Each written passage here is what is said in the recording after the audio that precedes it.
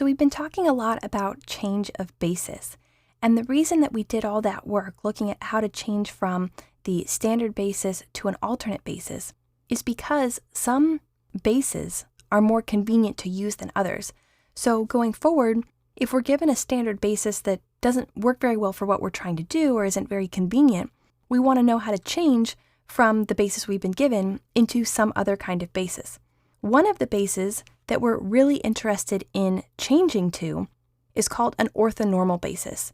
And when you look at that word orthonormal, you kind of want to break it down into two pieces, the ortho part and the normal part. So the ortho is about orthogonality. It tells us that if we're defining an orthonormal basis by some vector set, so we have v1, v2, v3 in this vector set, the orthogonal part means that every vector in the set will be orthogonal to every other vector in the set. So v1 will be orthogonal to v2 and v3 and v4, etc. v2 will be orthogonal to v1, v3, v4, etc. So every vector is orthogonal to every other vector. And then also the normal part. That just tells us that every vector has been normalized, meaning that it has a length of 1. So for orthogonality, if we imagine two different vectors, let's just say v1 and v2 that are in the set, as a reminder, if the vectors are orthogonal, that means their dot product will be 0. So if we take the dot product of v1 and v2, or any v with any other v in the set, we'll get a result of 0. And for the normal component, remember that a vector is normal when it has a length of 1, and we can get the length of a vector when we dot it with itself. So if we take v1 and we dot it with v1, that gives us the length. We can also write that as v1, the length squared. And so either way, regardless of how we write it, the length of the vector is equal to 1.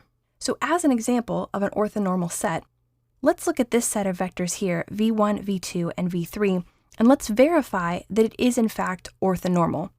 So in order to do that, we need to dot each vector with every other vector. So let's start with v1 dotted with v2. When we do that, we'll say 0 times 1 over root 2 is 0, plus 0 times 1 over root 2 is 0, plus negative 1 times 0 is 0. So we get a dot product of 0.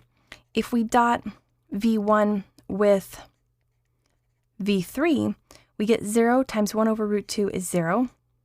0 times negative 1 over root 2 is 0. And negative 1 times 0 is 0. So we get a dot product of 0 there. And then the only other combination is v2 with v3. And we can see there that when we take the dot product, we get 1 over root 2 times 1 over root 2. Well, that is 1/2, plus 1 over root 2 times negative 1 over root 2. Well, that's a negative 1/2, so negative 1/2, plus 0 times 0. Well, here we have 1/2 minus 1/2, that's 0, plus 0 is 0. So all the dot products are 0, which means that v1, v2, and v3 are all orthogonal to each other. Now we just need to check their lengths. So if we find the length of v1, we do that by dotting v with itself. So we get 0 times 0 is 0, plus 0 times 0 is 0, plus negative 1 times negative 1 is plus a positive 1, and we get that v1 has a length of 1. The length of v2 will be equal to 1 over root 2 times 1 over root 2 is 1/2. 1 over root 2 times 1 over root 2 is 1/2. And 0 times 0 is 0. So we get 1/2 plus 1/2 is 1. And then the length of v3 is going to be equal to 1 over root 2 times 1 over root 2. We get 1/2. Negative 1 over root 2 times negative 1 over root 2. The negative signs cancel, and we get a positive 1/2, and then plus 0, and that's also equal to 1. So all the vectors are orthogonal to each other, and they all have a length of 1, and because of that, we can say that v1, v2, v3 is an orthonormal set. So there's lots of different things that you can do with an orthonormal set. They make a lot of different kinds of linear algebra problems simpler. But let's look at one example of how this can drastically simplify a problem where we want to convert a vector from the standard basis to an alternate basis. So let's say that we have the basis B that we're trying to convert to, and let's say it's defined by these three vectors.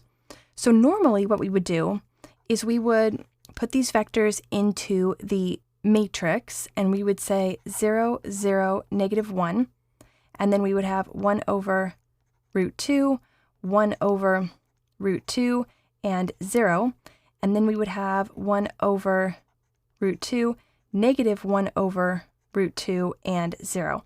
So we just made the first column out of V1, the second column out of V2, and the third column out of V3.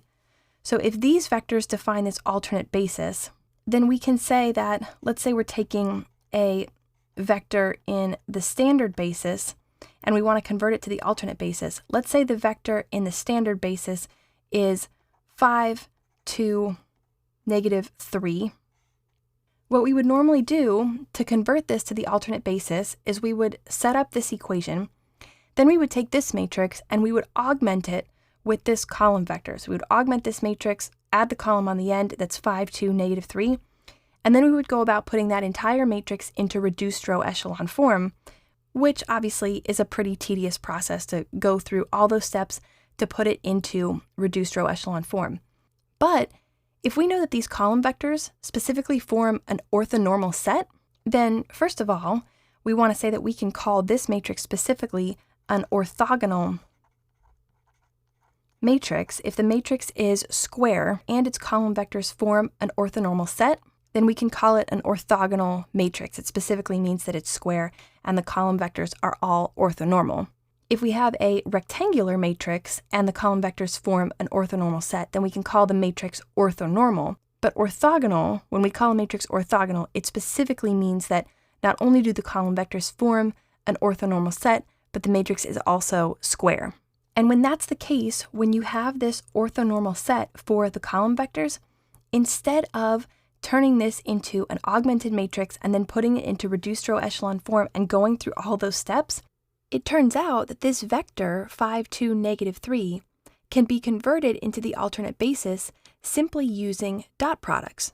So we say that this vector in the alternate basis is going to be given by the dot products of each of the column vectors of this matrix with this solution vector. So what that looks like is that we take the dot product of this first column vector 0, 0, negative 1 with 5, 2, negative 3. So we'll get 0 times 5 is 0, plus 0 times 2 is 0, plus negative 1 times negative 3 is a positive 3, so plus 3.